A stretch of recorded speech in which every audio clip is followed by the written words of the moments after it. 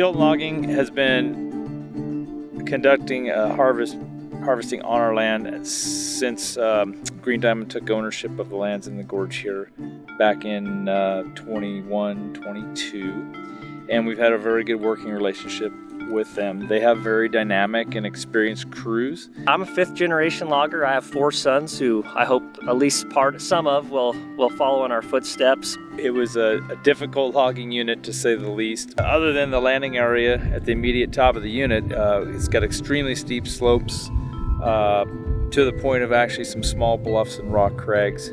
Over the years, this unit was advertised and failed to receive any bids due to the difficulty of the working conditions.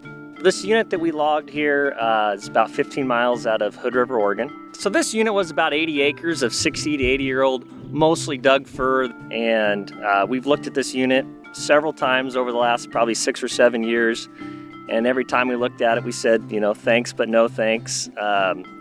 It just wasn't feasible with the equipment we had at the time. It didn't lay well for tower logging. It was just a really difficult unit. This particular job I felt was just very uniquely challenging with the very steep terrain. In fact, you have Greenpoint Creek, a fish-bearing stream on one side, and the West Fork of the Hood River bordering the unit on the other side.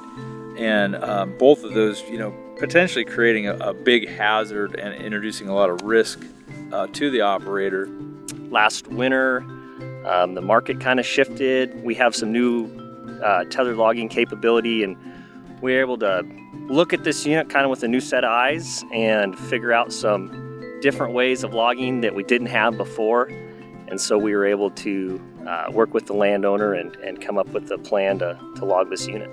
They're not afraid to use different systems on one unit. So for instance, in this situation, we needed both cable logging and tethered logging. The tethered logging is such a new technology that no one's been doing it in a real long time, but we have some really, really good guys that have taken to the technology and learned its capabilities, and it was really on display here with what you can do with that kind of technology. Traction line winch assist winch machines, we have 2 of those. We winched on this machine both our feller buncher and Tiger Cat 855 leveling logger. So that new technology has really changed how we can look at jobs and how we can log jobs and ultimately get a lot of boots off the ground. This job would have been 90% hand cut cable logged. With the new technology, we probably logged 70% of it with mechanized equipment, and the other 30% we still tower logged. And some of the tower logging we even mechanically cut with the tethered feller buncher.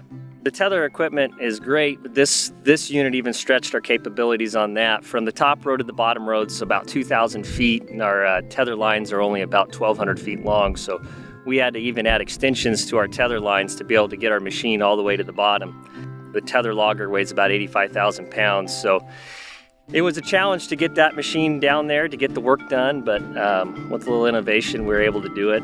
And then on the tower logging side, we had a tail hold about 2,500 feet across the creek to get lift and clear the stream. This unit is flanked on both sides by 2 major rivers or streams, the West Fork of the Hood River on one side, Greenpoint Creek on the other side. So both sides we had to deal with stream crossings. On the Greenpoint Creek, we were able to string our hay wire across and pull our skyline up above the stream so we weren't hanging in the buffer.